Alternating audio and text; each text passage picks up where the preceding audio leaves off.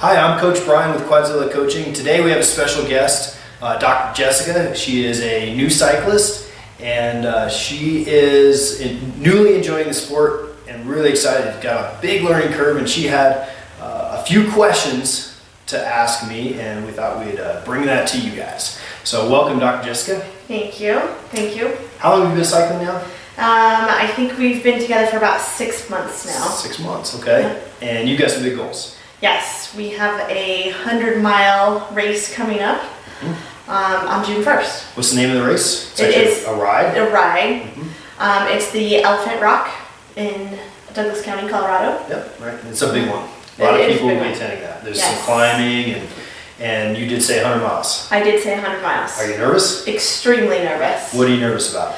I'm nervous about getting a flat and crashing. Okay. I'm nervous about running into other riders. Mm-hmm. And I'm nervous just about completing it. Okay. And how much experience have you had? Absolutely none. So the very first, I mean, you know how to ride a bike, but that was when you were a kid.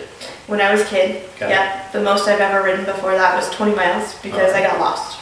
And what inspired you to take on this big old goal like this? Well, I met you, this fabulous coach, who greatly inspired me to go beyond my limits. Awesome. Okay. Well, now you prepared some questions. I did. Okay. I did. Let's see if we can answer some of these questions for you. Okay.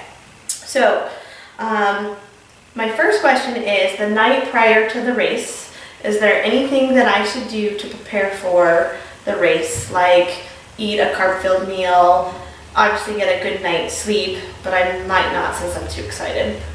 Got it. So in preparation for the ride, when you're the day before is a little bit too late to make changes. So whatever you've been doing up to that point, you might as well keep on doing.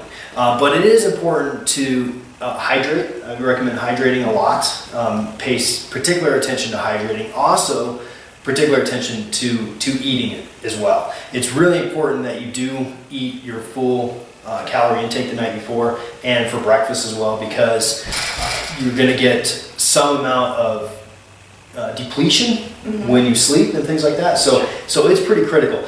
When you're nervous, especially before a big event, something you've never done before, it's common and easy to get sidetracked by only thinking about that event and forgetting some of the habits that you worked into over the last 6 months. So definitely make sure that you eat well and hydrate. Very, very important. And don't work on your bike. Okay. We'll talk more about that in a minute if you want. Okay. So my next question is, airplane pilots have a checklist of items to check for before they go for a flight. Should a cyclist have a checklist as well, and what should it be? A checklist, that's a really good idea. When preparing for any event, for training, even for training for that matter, you should have some basic things that you always do. Just like when you get in your car, you start the engine, you put your seatbelt on, you turn on the radio, whatever it is that you do on a day-to-day basis, you don't have to think about it. You need to have that. Some of the things that should be on the checklist are helmet, sunglasses, sunblock, food, like nutrition items like Geo gels or Cliff bars or whatever you've been eating along the line for training. Those are important. Things to take care of flats like CO2 cartridges, spare tubes, tire levers. Those are really important.